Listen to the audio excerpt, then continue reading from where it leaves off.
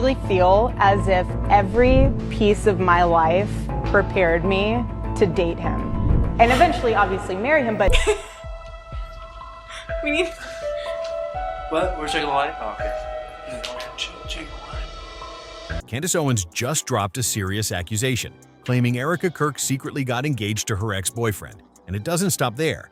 According to Candace, the engagement ring allegedly wasn't even paid for with Erika's own money.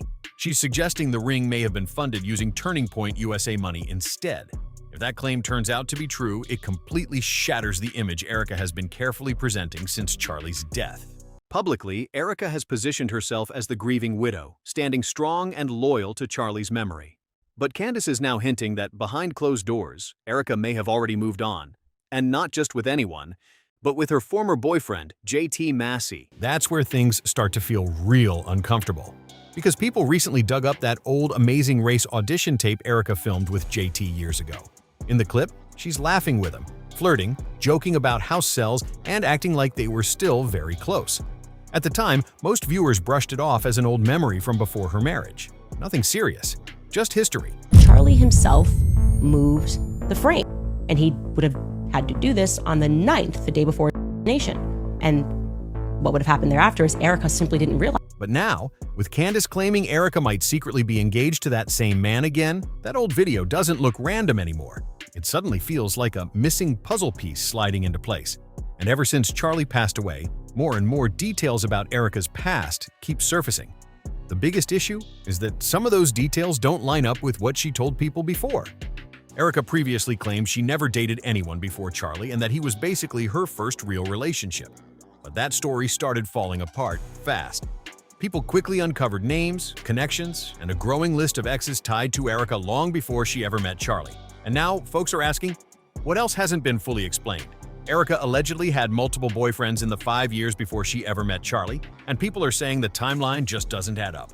The math isn't mathing, and folks online started digging fast. It's tough to be a believer in the city. Yeah. I think you're a bright light in a very dark place. So let's go grab a mojito. Yeah. We'll go grab a drink. Oh, fine. One name that immediately came up was conservative media personality Cabot Phillips. Then others resurfaced her 2018 appearance on Bravo's Summer House, where she was introduced as a potential love interest for cast member Jordan Roy. That wasn't just some blurry rumor, that was national TV. And then there's Tyler Massey. Yes, the same Tyler Massey that Candace is now accusing Erika of secretly being engaged to. So when you zoom out and look at the pattern, people aren't even shocked by the engagement whispers anymore. Especially after rewatching that Amazing Race audition tape. In that clip, Erika is laughing, flirting, fully locked in with Massey. Totally different energy from the quiet, traditional persona she later presented to the world. It felt carefree, bold, almost like a whole different version of her. Now that old footage hits different, because people are starting to ask, did that version of Erika ever really disappear, or was it just rebranded? Since stepping into the CEO role at TPUSA, Erika has had access to major money. Not just Charlie's book royalties or projects he had reportedly written before his passing, but funds tied to the organization itself. That's where eyebrows really start going up. Cells. That's me. That's against her. It's not within the confines of marriage. There were reports that Charlie had wanted TPUSA's financials audited before he died. At the time, most people brushed it off. But now, on with Candace suggesting Erika may have used organizational funds for something as personal as an engagement ring, those past audit rumors suddenly feel way more serious. People are now asking a serious question. Why did Charlie want that audit in the first place? Maybe he saw something that didn't sit right. Maybe numbers weren't lining up. Maybe certain moves felt off behind the scenes. And now, with all these new claims floating around, some are even wondering if that alleged ring situation ties into it somehow. At this point, though, very little about Erika surprises the public anymore. This is the same person who has faced wave after wave of accusations, from alleged inappropriate relationships, to people questioning her behavior, to backlash over promoting merch during the period of Charlie's memorial. For many viewers, that moment was supposed to be about honoring his life. Especially when we add in how she concludes that portion by telling us that Charlie took off his wedding ring during that same night, which is why he, of course, then had to put it back on. Instead, critics felt like the focus shifted too fast. When you stack all of that together, it starts to paint a picture that feels complicated, not simple. And that's why people aren't just watching what Erika is doing now. They're going back, rewatching interviews, replaying old clips, analyzing small details that once seemed harmless but now feel loaded. Every pause, every shift, every subtle change, things that didn't raise eyebrows before suddenly feel different. One of the earliest details people caught was oddly specific: the missing wedding photo. What do you notice different between this photo of Charlie Kirk at his desk and this photo of Erika Kirk at Charlie's desk? Wedding photo removed. I don't know, do you guys think that's odd? Longtime viewers of The Charlie Kirk Show noticed that a framed wedding picture that used to sit clearly on the bookshelf behind Charlie was suddenly gone after Erika stepped in as host. No explanation, no mention, just gone. And for viewers who pay attention to details, that small change spoke loud. It wasn't relocated. It wasn't swapped out for another picture. It was just gone. And longtime viewers clocked it immediately. That framed wedding photo had always been part of the set. It wasn't hidden in the background. It was visible, intentional, part of the image. Then suddenly, after Charlie's death, it disappeared without a word. No explanation, no acknowledgement, just silence. And for people who pay attention to detail, that didn't feel random at all. Many believe it looked deliberate. Then came the wedding ring claim, and that really stirred things up. Candace Owens publicly alleged that Charlie had taken off his wedding ring the night before he was killed. Thumbs up! Look how cute that is. Sorry, this is a little bit more informal than probably Charlie would be reacting. How sweet! I didn't know they could do that. I hate Zoom. She also suggested the two of them were in pastoral counseling for their marriage. Now, none of that has been officially confirmed. But once Candace put it out there, the internet did what it does best: connect dots fast. Because taking off a wedding ring isn't something people usually do casually, especially not someone whose public brand centered on faith, family values, and marriage. That's why the claim hit differently. It clashed with the image people thought they knew. And then the will controversy exploded online. TikTok posts started going viral, claiming Charlie had allegedly removed Erika from his will before his death. Some creators even speculated it happened after he supposedly found out something troubling, possibly an affair, possibly something else. Again, nothing officially verified, no documents publicly confirmed, just claims spreading at lightning speed. And without hesitation and zero hesitation, he goes, I have enough friends in my life. So either we're gonna date or we're not. But here's the key part. People believed it. And that says a lot. Rumors like that don't gain traction unless trust is already shaky. When something already feels off, even unverified claims start sounding plausible to some viewers. That's when the scrutiny shifts. People began watching Erika more closely. Her tone, her body language, the way she carried herself in interviews. Every expression started getting analyzed like evidence. After Charlie's death, conversations online didn't slow down. They intensified. On Reddit and X especially, observers began dissecting Erika's public appearances in detail, and some users said she didn't appear devastated. Others described her as unusually steady, even upbeat at times. A few went as far as calling it performative, suggesting she looked more composed than people expected in that situation. This is the man who was the architect and the project manager behind the construction of Trump Tower in New York City in 1979. His name is Robert Willard Kirk, a very successful architect in his day. That perception alone set off a wave of debate. Now let's be real. Grief is personal.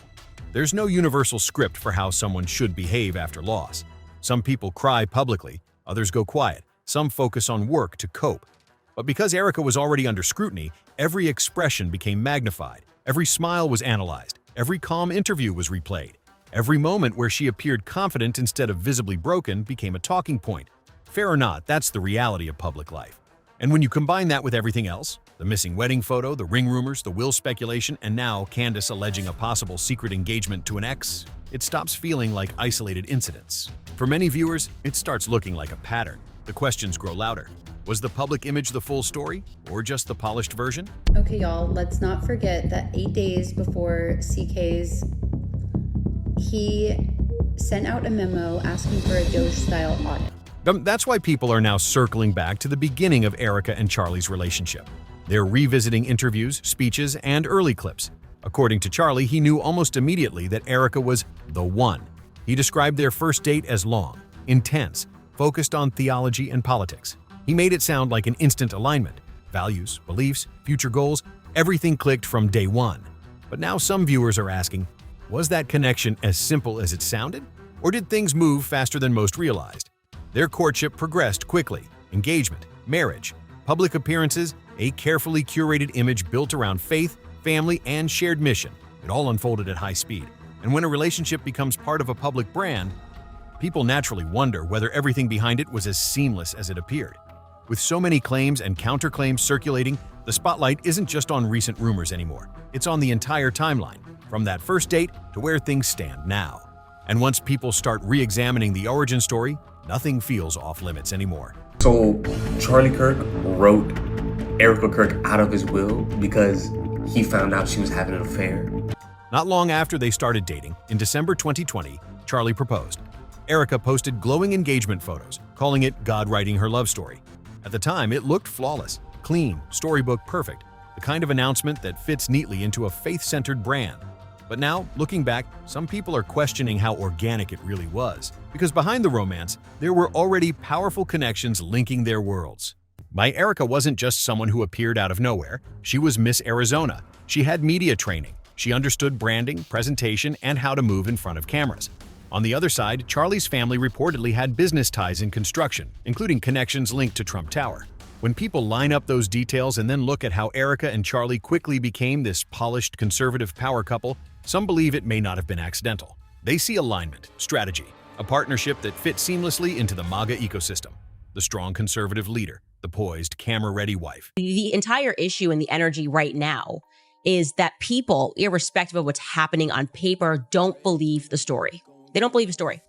And you are, and of course, this is only a snippet of the interview, so I'm sure more will be said here. But I'm getting that you have seen the case, you think it's a solid case, she thinks it's a solid case at least, and is saying, show everybody what you have so they can see true evil. Within her capacity of chairman and CEO of Turning Point USA, they could be more transparent about what happened that day. People don't like the stuff that they've seen about Mikey McCoy. They don't like what they've seen about Rob McCoy. They don't like the history of Rob and Mikey McCoy and their involvement here. They don't like the video of Terrell. They don't believe what time text messages were sent or when the phone calls took place. You know, Rob McCoy is lying. In the areas that you can control the transparency, I think doing that would be beneficial to Turning Point USA, because I don't think Turning Point USA is going to... The picture-perfect family narrative. It checked every box. And for years, that image held strong. But now that cracks have started showing, viewers are revisiting everything. Was it all love at first sight? Or was it also timing, influence, and shared ambition? Even today, Erika frequently speaks about motherhood, family values, and legacy.